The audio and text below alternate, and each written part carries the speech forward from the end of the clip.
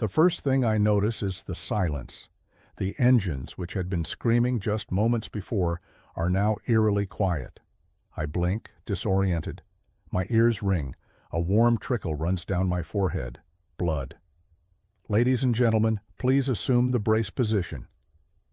The flight attendant's voice had been calm, professional, even as the plane lurched violently and the cabin lights flickered. Maya had looked at me with wide eyes, clutching 7-year-old Ellie to her chest across the aisle. I'd reached for them, but the sudden drop had slammed me back into my seat. Now I hang suspended, seatbelt cutting into my waist. The cabin is tilted at an impossible angle. Around me, groans and cries pierce the haze.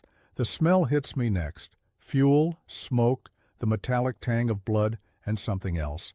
Brackish water and decay. I fumble with my seatbelt, fingers trembling. It finally releases, and I fall awkwardly against the seat in front of me. Pain shoots through my shoulder. My first coherent thought is for them. Maya, Ellie. My voice sounds strange, hoarse. No answer comes from where they should be. The cabin has split, torn open like a sardine can. Where their seats should be, there's only twisted metal and a gaping hole, through which I can see tangled roots and murky water. Mangroves. We've crashed into a mangrove swamp. Maya! Ellie! I scream their names until my throat burns. The realization hits me with physical force. We've been separated. The plane has broken apart. They could be anywhere in this swamp. I need to move, to find them. But first, I need to get out of this wreckage before it sinks deeper or catches fire. The thought of the fuel I smell igniting galvanizes me to action. My carry-on bag is still wedged under the seat in front of me. I grab it. Water bottle, protein bars, my phone. The phone shows no signal, but I pocket it anyway. Through the shattered windows, I see dense vegetation, twisted roots rising from dark water. The mangrove forest is impenetrable from this angle. Other passengers are moving now, helping each other. A flight attendant directs people toward an emergency exit that opens onto what looks like a small, muddy island. "Sir, this way," she calls to me, but I shake my head. My wife and daughter, they were just across the aisle. That section's gone. Her face softens with pity. There's another part of the fuselage about 50 yards that way. She points through the mangroves. People are gathering there too. Hope surges through me. I nod my thanks and make my way to the exit, wincing at the pain in my shoulder. Outside, the heat and humidity hit like a physical wall. The air is thick, primal, filled with the buzz of insects and calls of unseen birds. My shoes sink into mud as I step off the crumpled wing section onto the small patch of semi-solid ground. The mangrove swamp stretches in all directions, a labyrinth of twisted roots, murky channels, and dense foliage. The water is dark, opaque. Anything could be beneath its surface. I look toward where the flight attendant indicated.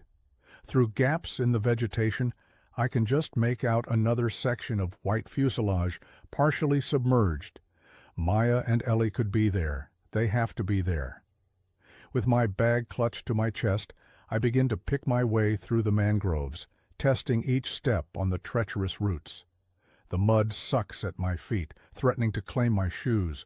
The cuts on my face sting from the sweat pouring down. "I'm coming," I whisper, like a prayer. "Hold on, I'm coming." The mangrove forest is a maze designed to break human resolve. Every step requires calculation. The roots form a twisted lattice above the water and mud, nature's idea of a cruel obstacle course. Some hold my weight, others crack and plunge me knee-deep into fetid muck. After 20 minutes of struggle, I've covered perhaps 30 yards. The second section of fuselage remains tantalizingly visible through the trees, but the direct path is impossible. Too much deep water between us. My lightweight business shoes are destroyed, socks soaked through. The shoulder I wrenched in the crash throbs with each movement, but physical discomfort means nothing compared to the fear clawing at my chest. I reach a small hummock of relatively solid ground and pause to catch my breath. From my backpack, I pull out my water bottle, only half full. I allow myself one small sip. The Florida sun beats down through gaps in the canopy, already drawing sweat that plasters my dress shirt to my skin. We'd been on our way to Maya's sister's wedding in Miami, a family vacation. Ellie had been so excited for her flower girl dress. The memory of her face, framed by dark curls so like her mother's, gives me the strength to push forward. I hear voices ahead, shouts, crying. I redouble my efforts, ignoring the spikes of pain as mangrove branches scrape my arms and face. Finally, I break through to another patch of semi-solid ground where the second section of the plane rests. This piece is larger, the tail section with several rows of intact seating. People mill about, some injured, others helping. Emergency slides have deployed, creating makeshift platforms above the water. My eyes scan frantically for Maya's red sweater, for Ellie's pink backpack with the unicorn patch. "Maya, Ellie," I call out, my voice joining the chorus of others searching for loved ones. A flight attendant with a bloodied uniform approaches me. "Sir, are you injured?" "I'm looking for my wife and daughter. They were in row 23, seats D and E." She consults a crumpled paper. "We're organizing by seat numbers. Let me check." The seconds stretch like hours as she runs her finger down the list. "I'm sorry, we don't have anyone registered from those seats yet, but people are still coming in from other parts of the wreckage. There's another section about a quarter-mile east." My heart sinks. "East? Which way is that?" She points vaguely through the dense mangroves. "The rescue crews should be here soon. They'll have boats, equipment. It's best if you stay." But I'm already turning away, calculating. The plane was headed south when we hit turbulence. If it broke into multiple sections, they could have been thrown in any direction. "Wait," she calls after me. "Take this at least." She hands me a small emergency kit from the plane and a bottle of water. "And your name, sir? For our list." "Daniel Reeves. My wife is Maya Reeves and my daughter is Ellie, Eleanor Reeves. She's 7. I shove the supplies into my bag and set off again, this time heading in what I hope is eastward, guided only by glimpses of the sun through the canopy. The mangrove swamp grows denser. The channels between root systems widen, forcing me to wade chest-deep through water I can't see through. Every splash makes me flinch, imagining what might lurk beneath: snakes, alligators, sharp debris from the plane. Time becomes fluid, marked only by increasing thirst and the gradual shift of sunlight. My phone shows it's been 3 hours since the crash. The battery is at 64%, no signal. I call their names periodically, straining to hear any response over the constant drone of insects and distant bird calls. Nothing comes back but echoes and the occasional splash of something unseen moving through water. As the light begins to fade, a terrible realization settles over me. I won't find them before dark. And in this swamp, darkness will be absolute. I need shelter, water, a plan. Ahead, I spot a slight rise where several massive mangroves create a tangled fortress of roots. It's the closest thing to high ground I've seen. Fighting exhaustion, I make my way toward it. Night falls in the Everglades like a theater curtain, quick and complete. As I huddle in the cradle of massive roots, I allow myself one moment of despair. Somewhere in this vast, indifferent wilderness, Maya and Ellie are facing the same darkness. "I'll find you," I whisper to the night. "I promise." Darkness in the mangrove swamp is a living thing. It breathes, shifts, and watches with 1,000 unseen eyes. The chorus of night creatures rises, frogs, insects, and sounds I can't identify. Splashes in the water, rustling in the canopy above. I've created a makeshift nest in the root system of the largest mangrove. My suit jacket, now filthy and torn, serves as cushioning against the gnarled wood. My loafers, useless in this terrain, sit nearby, drying. My socks are spread on a branch. Wet footwear is the enemy in this environment. I remember from some long-ago wilderness show. Taking inventory of my resources has become my focus, a way to keep panic at bay. My carry-on bag contains one half-empty water bottle, 2 protein bars, my dead cell phone, a paperback novel, my wallet, headphones, and a small toiletry kit with basic medications. The emergency kit from the flight attendant adds a small first aid kit, a silver emergency blanket, a whistle, and a tiny flashlight with limited battery. Not enough. Not nearly enough. I ration a few sips of water, fighting the urge to gulp it all down. My throat feels like sandpaper. Already dehydration is setting in from hours of exertion in the humid heat. The water surrounding me is undrinkable, brackish, a mix of salt water and fresh. Even if I could filter out the visible contaminants, the salt content would only dehydrate me further. I check my injuries in the dim beam of the flashlight. My shoulder is badly bruised but not dislocated. Various cuts and scrapes cover my arms and face, but nothing seems infected yet. The gash on my forehead has clotted. Physical inventory complete, I try to organize my thoughts.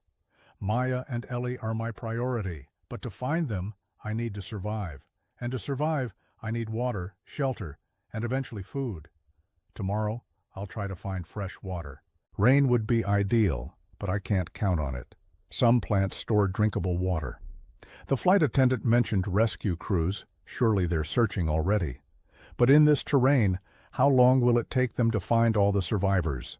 A splash, louder than the others, jolts me from my planning. Something large is moving through the water nearby. I freeze, holding my breath. The silver emergency blanket crinkles as I clutch it tighter. My mind races with possibilities. Alligator, snake, perhaps just a large fish. I shine the flashlight toward the sound, but the beam only illuminates a few feet of murky water and tangled roots. The splashing recedes. I exhale slowly. Sleep seems impossible, but exhaustion eventually wins. I drift into uneasy unconsciousness, dreaming of falling through clouds, of Maya's hand slipping from mine, of Ellie's voice calling for me from somewhere I can't reach. I wake with a start before dawn, disoriented. For one blessed moment, I think I'm home, that the crash was the nightmare. Then the ache in my body and the humid air bring reality crashing back. First light reveals my surroundings more clearly. The mangrove forest stretches in all directions, a labyrinth of roots and channels. No sign of the plane wreckage from here, no sign of human presence at all. My mouth is painfully dry. I allow myself another small sip of water. Half the bottle remains, perhaps 8 ounces. Not enough for a full day in this heat. A plan forms. I'll continue east, as the flight attendant suggested. If I find nothing by midday, I'll circle back toward the tail section. Rescue teams will focus on the largest concentrations of survivors. As I prepare to leave my night shelter, movement catches my eye. A large bird, some kind of heron, stands motionless in the shallows about 20 feet away, hunting. Its stillness, its patience, seems like a lesson. I watch it strike, lightning fast, pulling a small fish from the water. Survival is possible here. People have lived in these swamps for thousands of years. I step carefully back into the water, which reaches mid-thigh.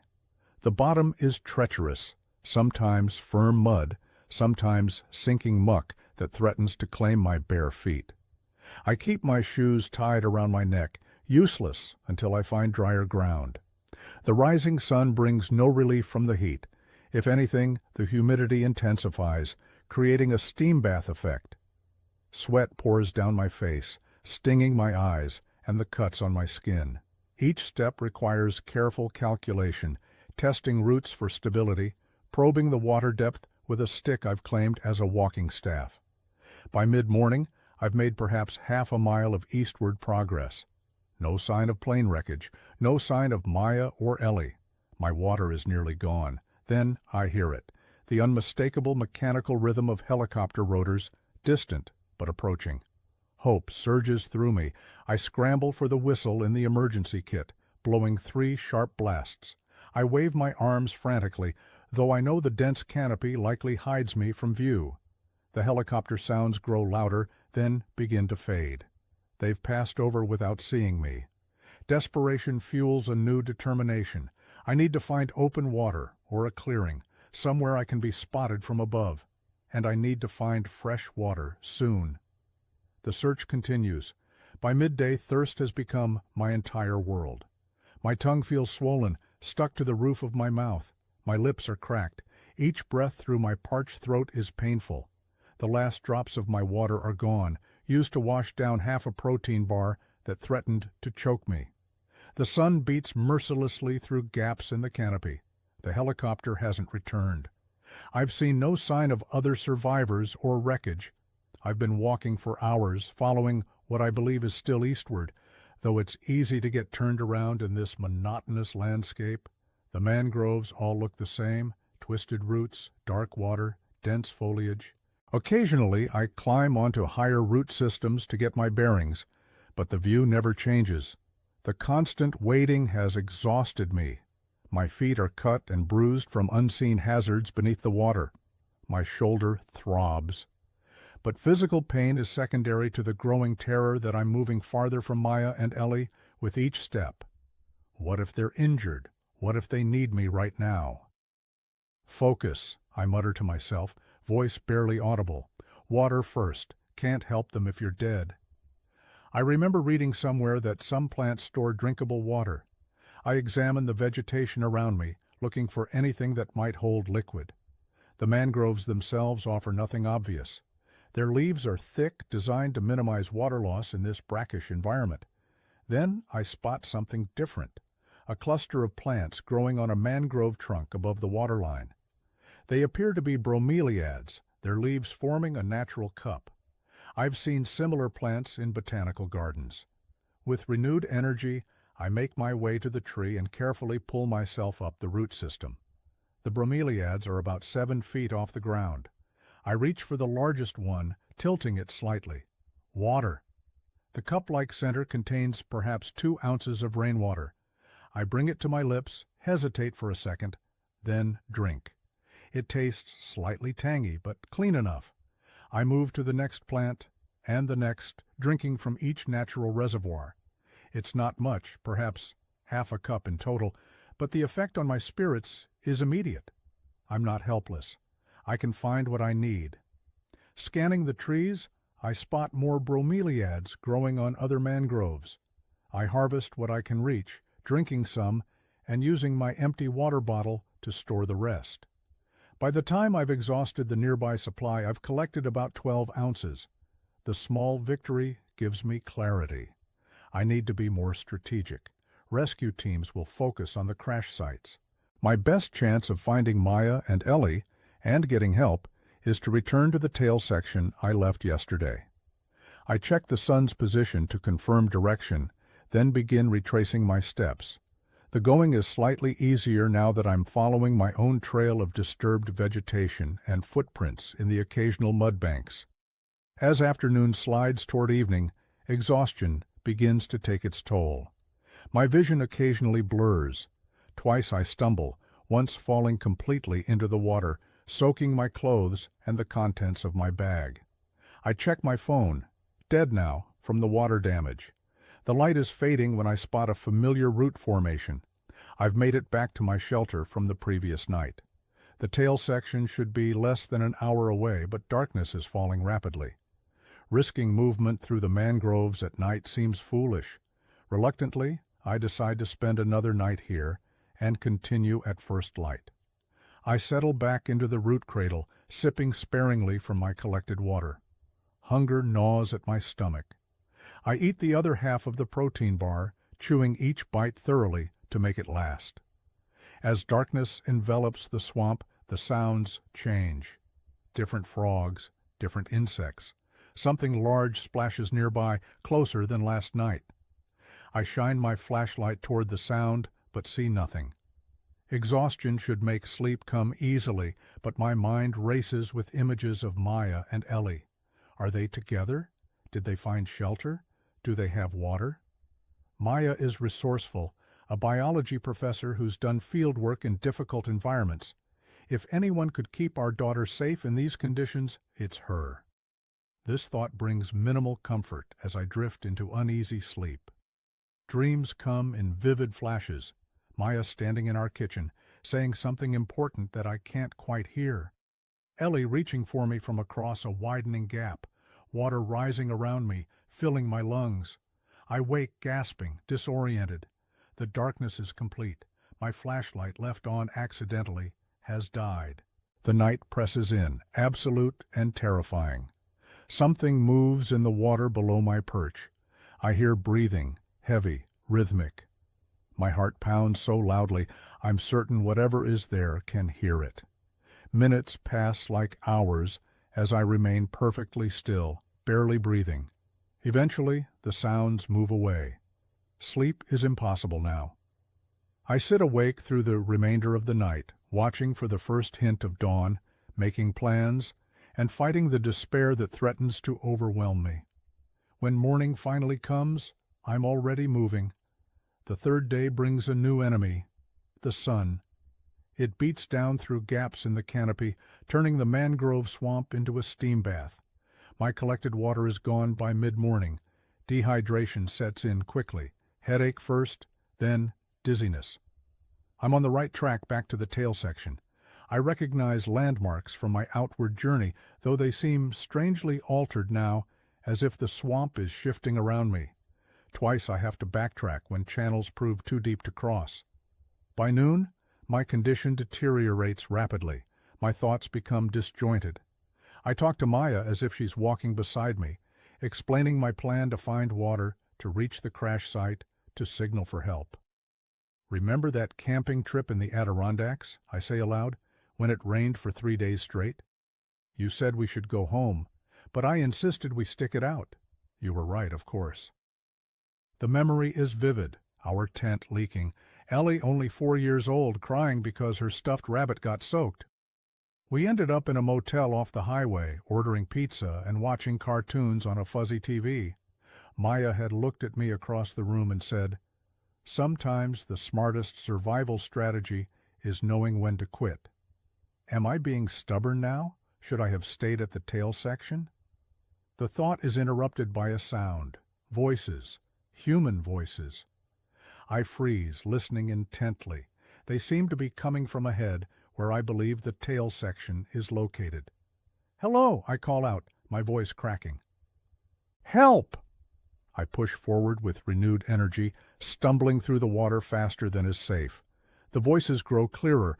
I can almost make out words. I break through a dense patch of mangroves into a small clearing and find nothing. No people, no tail section, just more swamp. But I can still hear voices. The realization hits me like a physical blow. Hallucinations. Severe dehydration can cause auditory hallucinations. I'm in worse shape than I thought. I sink down onto a raised root system, trying to control my breathing. I need water. I need to think clearly. Looking up, I scan the trees for bromeliads. None in sight. My gaze drifts across the water, and that's when I see her. Ellie stands about 30 feet away, partially hidden behind a mangrove trunk. Her pink backpack is clearly visible. She's watching me silently. "Ellie!" I cry out, surging to my feet. "Ellie, it's Dad!" She doesn't respond, just continues staring. Something isn't right. Her outline seems too still, too perfect. "Ellie?" I take a step toward her. She vanishes. There one moment, gone the next. Another hallucination. My mind is breaking down. I close my eyes, pressing my palms against them until I see stars. When I open them again, the swamp is empty. No Ellie, no voices, just the constant buzz of insects and distant bird calls. I need water immediately or I won't make it to the tail section. I force myself to move methodically, checking every tree for bromeliads or any other water source. After 20 minutes of searching, I find a cluster growing high on a mangrove trunk. Too high to reach directly. I'll have to climb. The mangrove's roots form a natural ladder, but they're slick with algae and mud. My first attempt ends with me sliding back into the water. The second try goes better. I find handholds in the rough bark, testing each one before trusting my weight to it. 6 feet up, my injured shoulder screams in protest. 8 feet up, I can finally reach the lowest bromeliad. I tip it carefully, drinking the collected water directly from the plant. It tastes of vegetation and possibly insects, but it's water. I move to the next one and the next. As hydration returns, my thinking clears. The hallucinations recede. I collect what water I can in my bottle, then carefully climb down. With my immediate water needs addressed, I refocus on finding the tail section. The sun is past its zenith now, perhaps 2 or 3 p.m. I have a few hours of daylight left. I choose a direction based on my best guess and the position of the sun, moving more carefully now. The protein bars are gone. Hunger has become a constant companion, but it's manageable compared to thirst. An hour later, I hear a sound that stops me in my tracks, not voices this time, but mechanical. The unmistakable drone of an outboard motor. I listen intently, trying to pinpoint the direction. East, I think. I move toward it as quickly as the terrain allows, periodically stopping to listen again. The sound grows louder. This is real, not a hallucination. Someone is out there. I reach for the whistle in my emergency kit and blow 3 sharp blasts, the universal distress signal. Then I wait, listening. The engine sound changes. It's coming closer. I blow the whistle again, then call out, "Help! Over here!" Through a gap in the mangroves, I catch a glimpse of movement on the water. A flat-bottomed airboat, the kind used by park rangers and tour guides in the Everglades. It's moving slowly, methodically. "Here!" I scream, waving my arms frantically. "I'm here!" The boat turns in my direction. I've been seen. As it approaches, I make out 2 figures, men in uniform, search and rescue. Relief floods through me, so powerful it makes my knees buckle. I sink down onto a root, suddenly exhausted beyond measure. The airboat maneuvers as close as it can get through the dense mangroves. One of the men calls out, "Are you from Flight 2713? "Yes," I managed to reply. "My wife and daughter, they were on the plane too. Have you found them? Maya and Eleanor Reeves?" The men exchange a glance I can't interpret. One of them consults a tablet. "Sir, we're going to get you out of here first. Medical attention is our priority. There are rescue operations at all the crash sites." "There are multiple sites? How many parts did the plane break into?" "At least 3 major sections. We've been finding survivors all over this area. Now, can you make it to us, or do we need to come to you?" I assess the distance, about 30 feet of water and roots between us. "I can make it," I say, pushing myself up. Step by step, I navigate toward the boat, toward rescue, toward the possibility of finding Maya and Ellie. But as I reach the airboat and hands reach down to pull me aboard, uncertainty gnaws at me. The men didn't answer my question about my family. What aren't they telling me? The airboat slices through the mangrove channels, a world away from my desperate waiting of the past 3 days. Wind whips my face as we accelerate toward what the rescue workers call Base Camp Alpha, the main search and rescue coordination center they've established at the edge of the swamp. The 2 men are from Florida Fish and Wildlife, conservation officers pressed into search and rescue duty after the crash. The older one, Rodriguez, explains the situation as we travel. The plane broke apart over about a 2-mile stretch. We've identified 3 main crash sites and several smaller debris fields. We've been finding survivors since yesterday morning. "My wife and daughter, have you found them? Maya and Eleanor Reeves?" Rodriguez exchanges another glance with his partner. "Sir, we don't have that information. The medical team at base camp will have the passenger manifests and survivor lists." I nod, too exhausted to press further. They've given me water and a foil emergency blanket, though the day remains brutally hot. My body is shutting down now that rescue is at hand. The adrenaline that kept me going suddenly depleted. "How many survivors so far?" I ask after a moment. 87 confirmed as of this morning, Rodriguez says, out of 143 passengers and crew. The numbers hit me hard. 56 people didn't make it. Could Maya and Ellie be among them? No, I refuse to consider it. The airboat emerges from the dense mangroves into a wider channel. In the distance, I can see vehicles, tents, and the flashing lights of emergency response units. Helicopters circle overhead. As we approach the makeshift dock, I see the scale of the operation. Dozens of airboats and other shallow draft vessels, emergency vehicles, a medical triage area under large canopies, and what appears to be a command center housed in trailers. The airboat docks and medical personnel immediately approach. I'm helped onto solid ground for the first time in 3 days. My legs feel strange, unsteady. "Sir, we need to get you checked out," a paramedic says, guiding me toward the medical tent. "Are you injured?" "Just my shoulder and some cuts. I need to find my family. My wife and daughter were on the plane." "We'll help you with that after we check you out." The medical tent is organized chaos, rows of cots, some occupied by other survivors in various states of distress. Medical staff move efficiently between patients. The air conditioning is heavenly after days in the swamp heat. I'm led to an exam area where a doctor quickly assesses me, checking vital signs, examining my injuries, asking questions about my experience in the swamp. "Moderate dehydration," she tells a nurse. "Start an IV. Those cuts need cleaning, and some of them should be sutured. Possible rotator cuff injury to the left shoulder." I try to focus as they work on me, but exhaustion is overwhelming. The cool air, the soft cot, the relief of being found, it all conspires to shut down my defenses. "My family," I manage to say as they insert an IV. "Please, I need to know if they're here." The doctor nods sympathetically. "As soon as we get you stabilized, someone from the airline's emergency response team will come talk to you.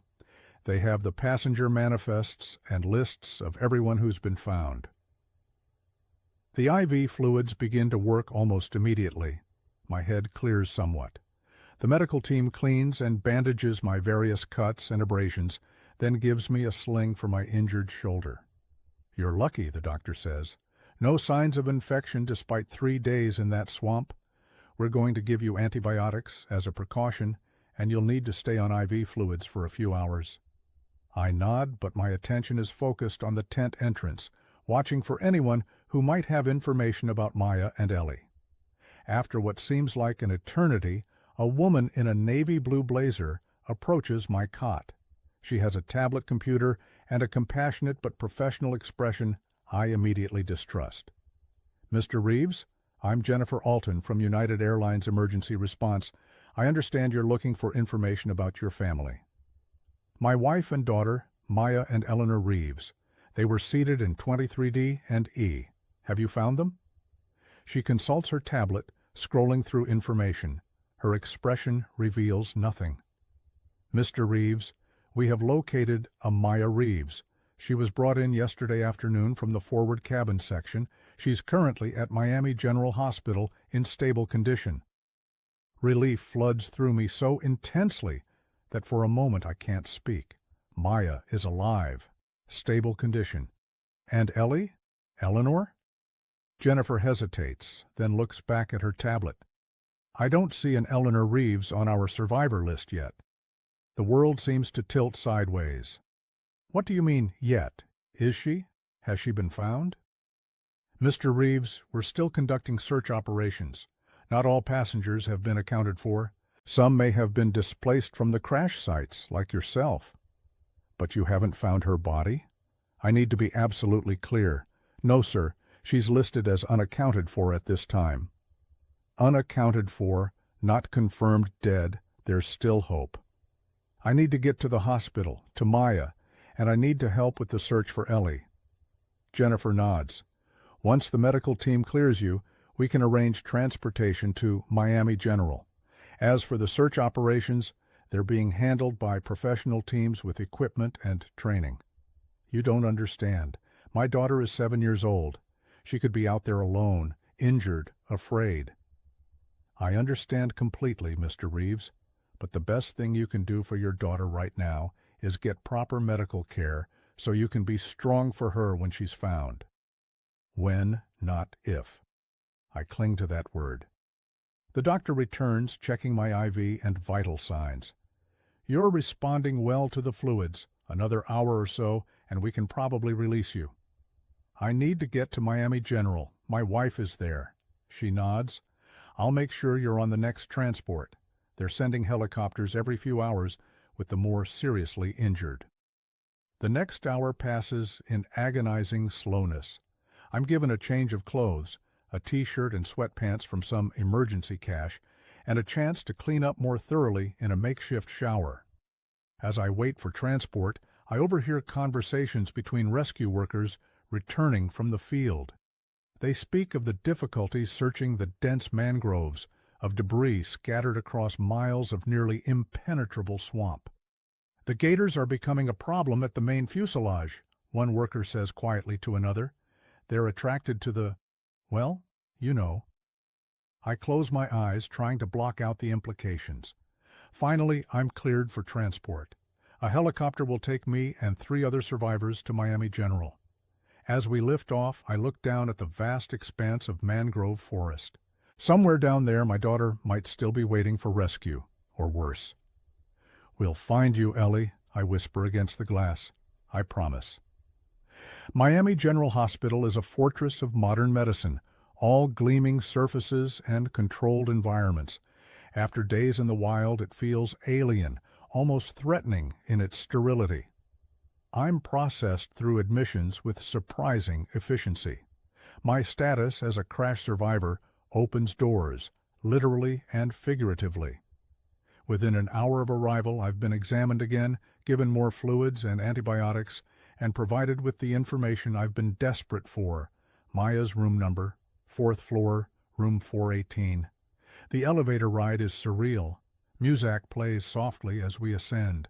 A woman with flowers, a doctor reviewing charts, normal life continuing while my world remains shattered. Outside room 418, I pause, suddenly afraid. What condition will she be in? What will I tell her about Ellie? I push the door open gently. Maya lies in the hospital bed, her dark hair spread across the white pillow. An IV runs to her arm. Monitors beep softly. Her eyes are closed, her breathing even. She's alive. The relief is so profound, I have to lean against the doorframe for support. A nurse looks up from checking Maya's vitals.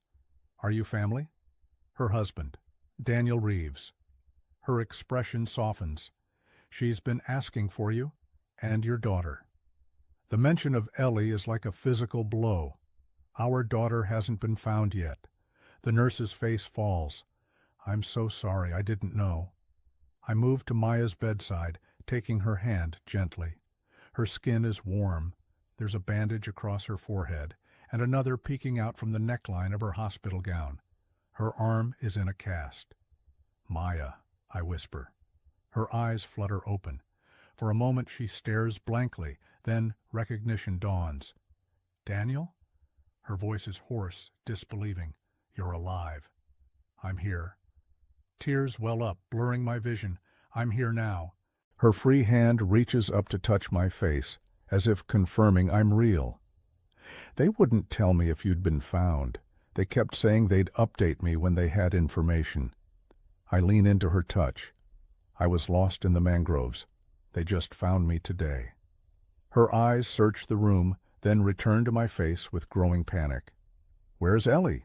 Is she with a doctor, in another room? The moment I've dreaded has arrived. I take a deep breath. Maya, they haven't found her yet. Her face crumples. What do you mean? She was with me. We were together when... When what? Tell me everything. Maya struggles to sit up. I help her, adjusting pillows behind her back. The plane started shaking. You remember that part? I nod, and she continues. When it got really bad, I unbuckled and moved to your side of the aisle with Ellie. I thought we should all be together. This is news to me. I'd been so focused on my last memory, seeing them across the aisle, that I hadn't considered they might have moved. I don't remember that, I admit. You hit your head when we dropped suddenly. You were dazed. I buckled Ellie into your row and was just sitting down myself when... She pauses, swallowing hard. When the plane broke apart, there was this terrible noise, and then the cabin wall just opened. The air pressure, it was like a giant hand. Ellie was ripped out of her seatbelt. I tried to hold on to her, but the force was too strong. Horror washes over me as I picture it. She was pulled out of the plane? Maya nods, tears streaming down her face. I would have followed her, but something hit me. I don't remember anything after that until I woke up in water, still strapped to a seat. Rescue workers were pulling people out. I kept telling them about Ellie, but I was so confused. They brought me here. I sit heavily in the chair beside her bed, trying to process this information. If Ellie was ejected from the plane midair, no, I can't think that way. The plane broke apart at relatively low altitude, I say, as much to convince myself as Maya. We were already descending for emergency landing when it happened, and we were over the mangroves, the trees, the water. They could have broken her fall. Maya grips my hand with surprising strength. She's alive, Daniel. I know it. I would feel it if she weren't. I want to believe her, need to believe her. The search is still ongoing. I was out there for 3 days before they found me. If I survived, Ellie could too. She's smart. Remember how she memorized all those wilderness survival facts after watching that documentary series? She knows to find water, to stay in one place if she's lost. I nod, remembering Ellie reciting facts about edible plants and cloud formations at the dinner table, my brilliant, curious daughter. I need to go back out there, I say suddenly. I need to help search. Maya's grip tightens. No, the professionals will find her. You just got back. You're injured. But I know those mangroves now. I know how to move through them, where to look. A doctor enters before Maya can respond. He introduces himself as Dr. Patel, Maya's attending physician. "Mrs. Reeves, how are you feeling?" he asks, checking her monitors. "I need to know about the search for my daughter," Maya says, ignoring his question. "Eleanor Reeves, 7 years old. She was on the plane with us." Dr. Patel's expression is carefully neutral. I don't have that information, but I can ask someone from the airline to update you. "No more airline representatives," I say firmly. "We need real information. Is there someone coordinating with search and rescue we can speak to directly?" Dr. Patel considers this. "There's a liaison from the National Transportation Safety Board who's been interviewing survivors. I can ask her to come speak with you." "Please," Maya and I say in unison. After the doctor leaves, Maya turns to me. "Tell me everything that happened to you. Every detail." I recount my journey through the mangroves, the search for water, the night sounds, the hallucinations. I tell her about seeing Ellie, knowing it wasn't real but wanting so desperately for it to be. "If I hallucinated her, maybe she's thinking of us too," I say. "Maybe that connection means something." Maya nods, her expression determined despite her tears. "We're going to find her, Daniel. We have to." An hour later, a woman in a dark suit arrives, Angela Mercer from the NTSB. She carries a tablet and a serious expression. "Mr. and Mrs. Reeves, I understand you want information about the search for your daughter." "Yes," I say, standing to face her. "Eleanor Reeves, 7 years old. Dark hair, brown eyes. She was wearing jeans and a purple T-shirt with a dinosaur on it, pink backpack." Ms. Mercer types this information into her tablet. "Based on your wife's statement, you believe she was ejected from the aircraft during the breakup?" The clinical language makes me flinch. "Yes." "The search area has been expanded to account for possible ejections. We have teams using infrared, search dogs, and grid pattern ground searches." "Is there anything else we can tell you that would help?" Maya asks. "Anything at all?" Ms. Mercer considers this. "Actually, yes. Children sometimes respond differently than adults in survival situations. Does Eleanor have any special training or knowledge that might influence her actions? Any medical conditions that would affect her ability to survive?" "She's very smart," Maya says immediately. "She knows basic survival principles. Finding water, staying put if lost. She's not on any medications. She's a strong swimmer." She's afraid of the dark, I add, the detail suddenly important. She might try to find open areas, away from dense tree cover. Ms. Mercer nods, adding these details to her notes. This is helpful. I'll make sure it gets to the search teams. When will you call off the search? I ask, voicing the fear we both share. Her expression softens slightly. We don't set arbitrary timelines for situations involving children. The search will continue until we've exhausted all reasonable possibilities. After she leaves, Maya and I sit in silence for a long moment. I should be out there, I finally say. We both should, Maya agrees. But first, we need to heal. We can't help Ellie if we collapse. She's right, of course. My body is still recovering from dehydration and exposure. Maya has a concussion and a broken arm. I move from the chair to sit on the edge of her bed, carefully gathering her into my arms. She feels smaller somehow, more fragile. We'll find her, I whisper into her hair, whatever it takes. Maya nods against my chest. She's waiting for us. I know it. Outside the window, night falls on Miami. Somewhere in the vast mangrove wilderness, darkness envelops our daughter too. I pray she's found shelter, water, hope. Hold on, Ellie, I whisper. We're coming. Dawn breaks over Miami, painting the hospital room in soft golden light. Maya sleeps fitfully beside me, having convinced the nurses to let me stay in her room overnight. My own discharge papers were processed hours ago, but leaving the hospital, leaving Maya, is unthinkable. I stand at the window, watching the city wake up.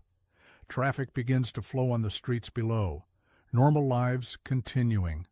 I envy them their ordinary concerns. A knock at the door draws my attention. A nurse enters with medication for Maya and a surprising announcement. There's a search and rescue coordinator here to see you both. Should I send him in, or would you prefer to wait until Mrs. Reeves is awake? Send him in, I say immediately. Maya stirs at the sound of my voice. The man who enters is sunburned and weathered, dressed in tactical gear despite the early hour. He introduces himself as Captain Ramirez of Miami-Dade Fire Rescue. I'm coordinating the mangrove section of the search, he explains. I wanted to update you personally on our efforts to find your daughter. Maya is fully awake now, sitting up with my help. Have you found her? The hope in her voice is painful to hear.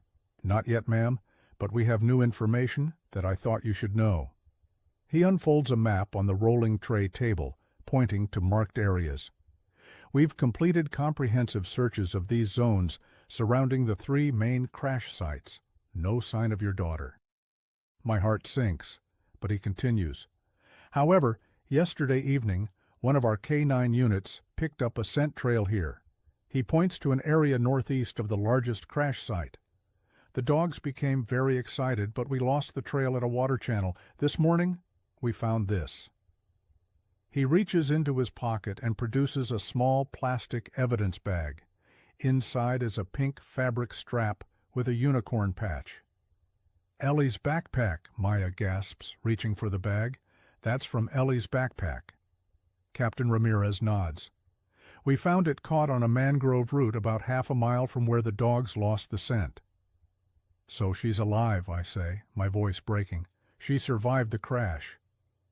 It's certainly evidence that she reached the ground safely, he confirms cautiously. We're concentrating our search in this area now.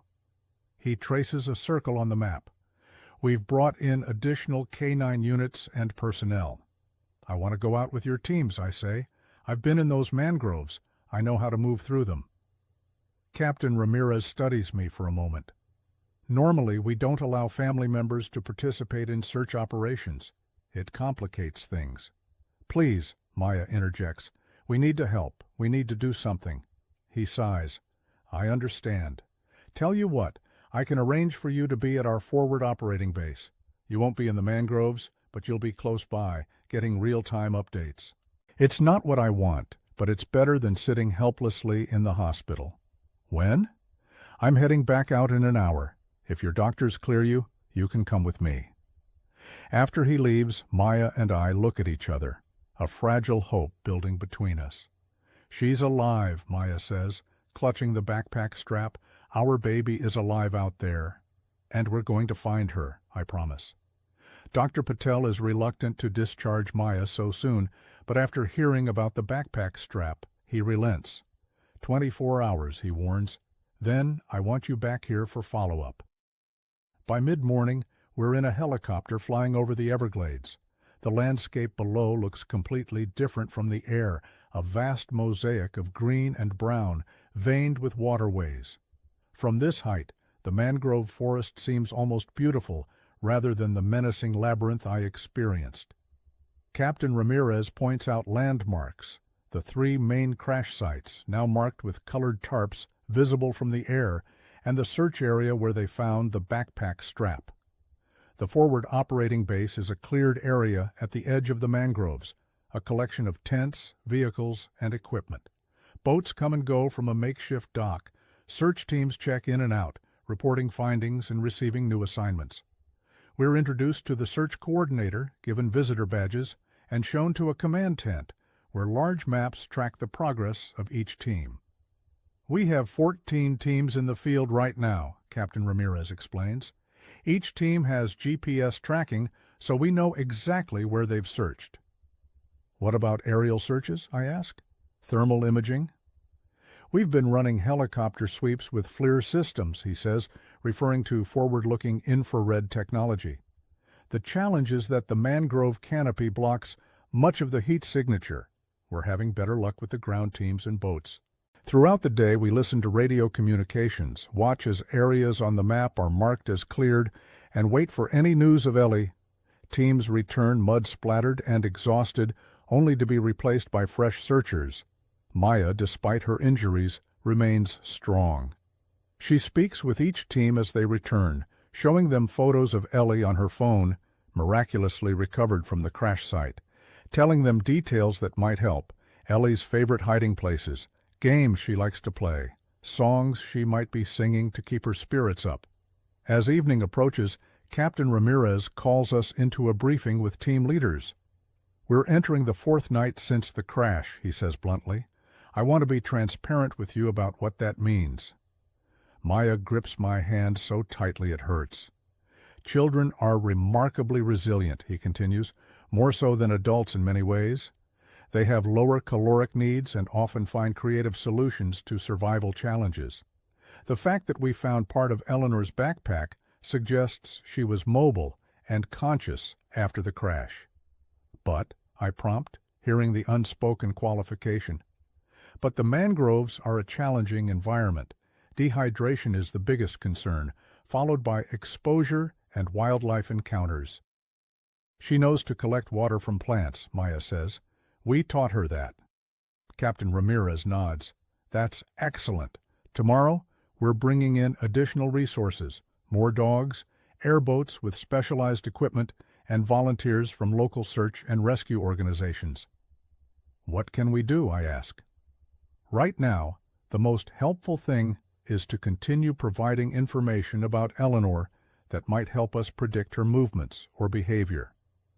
That night, we stay at the base camp, sleeping on cots in a tent, designated for family members. Neither of us sleeps much.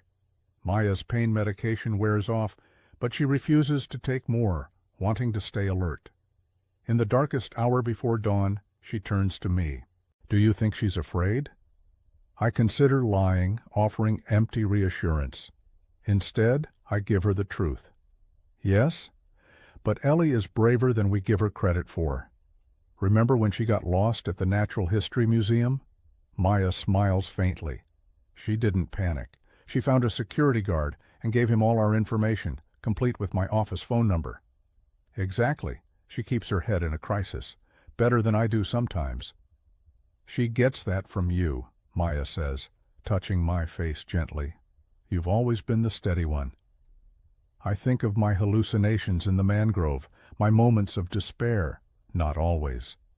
When it matters, she insists, like now. Morning brings renewed activity to the base camp. New teams arrive, receive briefings, and head out into the mangroves. Maya and I are given tasks to keep us occupied, helping organize supplies, preparing water bottles for the search teams. Around noon, a commotion at the communications center draws everyone's attention. Captain Ramirez rushes over, listening intently to a radio transmission. His expression gives nothing away. He approaches us slowly. We have something. Team 7 found a small shelter built against a mangrove root system, child-sized. There was a collection of bromeliads arranged nearby. Someone was harvesting water from them. Hope surges through me. That sounds like something Ellie would do. There's more, he says. They found this. He holds out another evidence bag. Inside is a small, muddy object, a plastic dinosaur keychain. Ellie's lucky charm, the one she insisted on attaching to her backpack. Maya takes the bag with trembling hands. It's hers. It's definitely hers. The team is expanding the search from that location now. The dogs are working the area.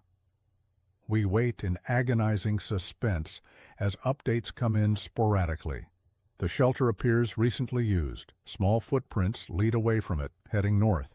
The dogs are excited but struggling with the water channels that cut through the search area. Late afternoon brings another helicopter sweep with thermal imaging. They report a possible heat signature about a quarter-mile from the shelter, but it's faint and partially obscured by the canopy. We're sending Team 3 to investigate, Captain Ramirez tells us. They're our closest unit. The wait is excruciating. Maya paces despite her injuries. I stand motionless, straining to hear any radio communication. Finally, the radio crackles to life. Base, this is Team 3. We've reached the coordinates. A pause that seems to stretch for eternity. We've found her. Repeat, we have found Eleanor Reeves. She is alive, conscious and responsive. The world seems to stop.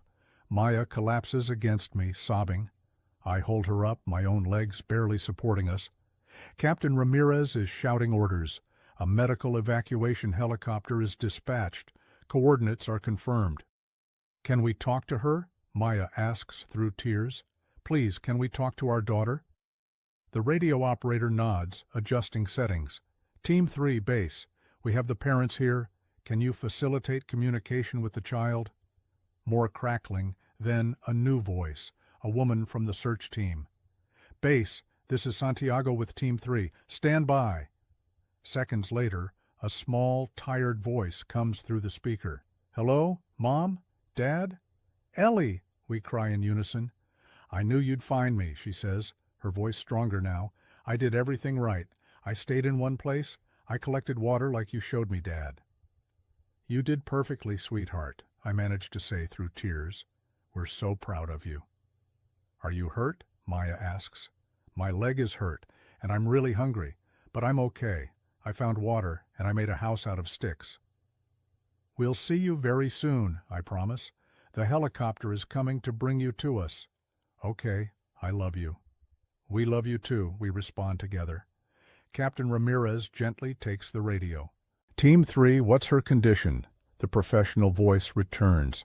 Minor injuries, dehydration, exposure, laceration to the right leg that needs attention, but remarkably good condition considering. She's been collecting water and apparently found some berries to eat. She built herself a shelter. Kids, a survivor. Within 30 minutes, the medical helicopter returns to base camp with our daughter. When they carry her out on a stretcher, Maya and I rush forward.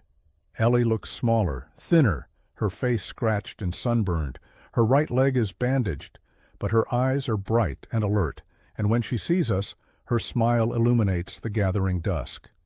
I told you I'd be okay, she says, as we embrace her carefully, mindful of her injuries. I wasn't scared. Well, maybe a little at night. We were coming for you, I tell her. We never stopped looking. I know, she says, with the simple faith of a child. That's why I waited. Later, in the hospital where all three of us are now being treated, Ellie tells us her story.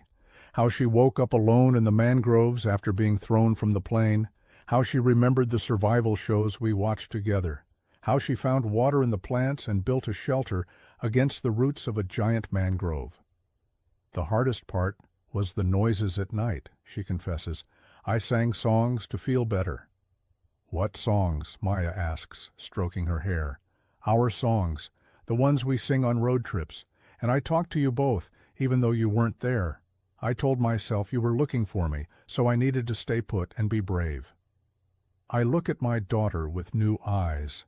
This small person who survived 4 days alone in one of the most challenging environments imaginable, who kept her head, applied what she knew, and never lost faith that we would find her.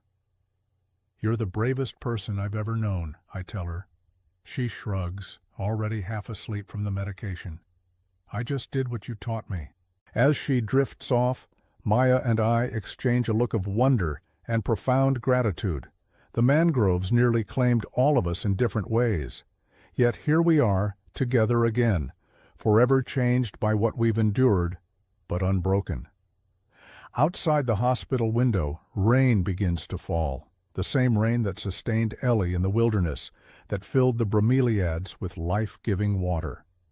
I watch the droplets trace patterns on the glass and think about faith, Ellie's unwavering belief that we would find her, our determination to never give up the search. In the end, perhaps that's what survival truly requires, not just knowledge or strength or luck, but the deep conviction that we are worth fighting for, that those we love will never abandon us, that dawn always follows even the darkest night. Maya reaches across Ellie's sleeping form to take my hand. No words are needed. We've all come through the wreckage and found our way back to each other.